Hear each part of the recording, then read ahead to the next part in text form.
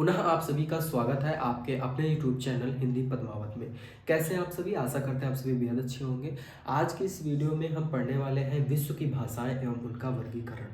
देखिए, इसके जो प्रीवियस वीडियो थी, उस वीडियो में मैंने आपको बता रखा है कि भाषा के क्या फंडामेंटल्स और क्या बेसिक चीज़ें थी। ठीक है, अगर वो वाली वीडियो नहीं देखा है तो डिस्क्रिप्शन में लिंक है, वहाँ पर जा करके आप उस वीडियो को देख सकते हैं। सो स्टार्ट करते हैं बिना टाइम वेस्ट किए। आज का ये टॉपिक विश्व की भाषाएं एवं वर्गीकरण। देखिए, अब यहीं से हमारी नींव चलती है।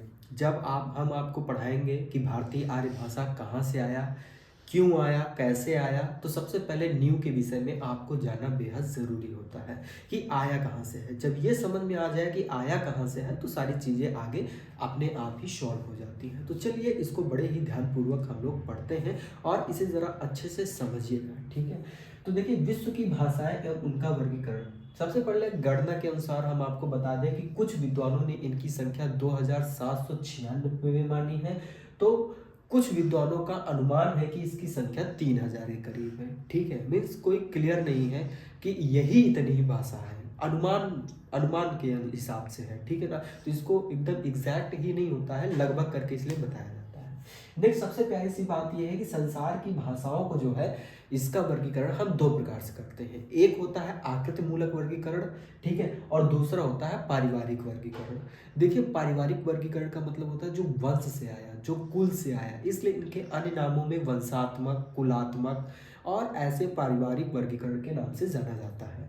लेकिन जो आकृति मूलक वर्गीकरण है, इसका भी अन्य तरीके के भी नाम होते हैं। ठीक है, लेकिन इससे पहले इनका आधार क्या होता है, मिस वो आधार जो आकृति मूलक में वर्गीकरण में माना गया है, कौन सा आधार जो है पारिवारिक वर्गीकरण मूलक में माना गया है। सबसे पहले सबसे प्यारी बात करते हैं आकृति मूलक वर्गीकरण के विषय में।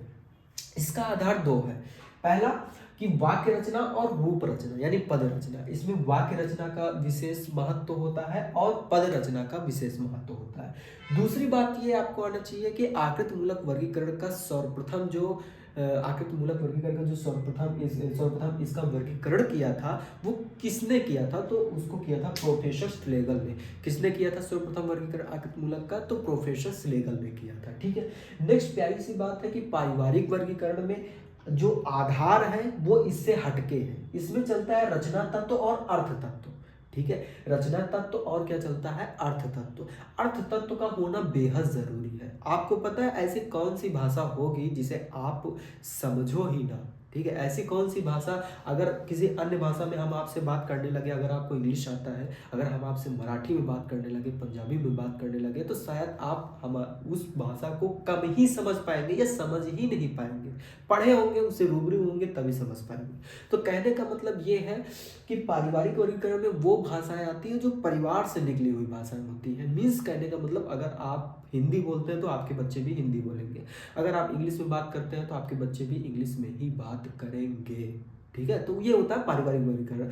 मीन्स जीन टू जीन, जो जीन्स आपके माता पिता में, जैसे उन्होंने हिंदी बोल रखा है, हिंदी बोलते चले आए हैं पारिवारिक रूप से, तो आपके बच्चे भी हिंदी ही बोलेंगे। वो बातें अलग की होती है कि बाद में आपने कहीं फॉरेन में पढ़ाई करके आपको इंग्लिश भी आ गई, वो सारी चीज़ें बाहरी चीज़ें होती है। ठीक है, लेकिन सबसे पहले जो प्रारंभिक शिक्षा होती है वो आपके घर और आपके अपनों से शुरू होती है। सो कहने का मतलब ये है। तो पारिवारिक वर्गीकरण में जो आधार होता है वो आपका रचना तत्व और अर्थ तत्व होता है।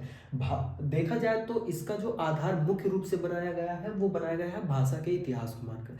भाषा के इतिहास को मद्देनजर रखते हुए इस परिवार का वर्गीकरण पारिवारिक वर्गीकरण में किया गया है। अब इसमें महत्वपूर्ण आधार भी अलग अलग तरीके से है। जैसे पहला आता है आपका पद रचना। पहला क्या आता है?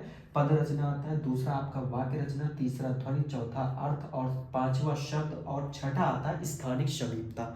जरा इन महत्वपूर्ण आधारों को जरा गहराई से देखें। कुछ इसमें आपको ऐसे आधार मिलेंगे जो आकृति मूलक में भी है। जैसे देखिए पद, ठीक है, पद रचना उसमें है, पद रचना आपको पारिवारिक वर्गीकरण में मिल जाएगा। ठीक है ना, देखिए पद आपको कहाँ पे मिल रहा है, ये देखिए पद रचना यहाँ पे मिल रहा है। तो कुछ ना कुछ वहां पर एक चीज की कमी है आकृति मूलक में, अर्थ। जब किसी भी भाषा का कोई अर्थ ही ना हो तो वो भाषा भाषा ही नहीं रहती। तो कहने का मतलब ये है। तो इसलिए इसमें सारी चीज़ों का विशेष करके ध्यान दिया गया है, चाहे वो ध्वनि हो, शब्द हो या उनकी स्थानिक समीपता हो, सबके विषय में। इसलिए सबसे अच्छा वर्गीकरण आपका पारिवारिक वर्गीकरण ही माना गया है। अब भाषा परिवार को लेकर के अभी तक हमने भाषा के विषय में यहाँ तक पूरा हमने कंप्लीट किया है, ठीक है। ये था भाषा के विषय में। अब भाषा के विषय में तो भाषा परिवार आता है। जैसे आपको पता है कि सारी चीज़ें अलग अलग तरीके से होती है। अगर कोई जिला है तो जिले में गांव होंगे, ठीक है, गांवों में घर होंगे, घरों में परिवार होंगे। ठीक वैसे ही उसी क्रम में हमारा भाषा चलता है। सबसे बड़ा भाषा, उसके बाद भाषा परिवार। तो भाषा परिवार में जब हम लोग पढ़ते हैं तो देखिए इसमें क्या कहा गया है कि विल्हेम्स फॉन हुम्बोल्ट जो विद्वान थे, इन्होंने और भोलानाथ तिवारी जी ने जो भाषा परिवारों की संख्या मानी है वो 13 मानी है। कितनी मानी है भैया?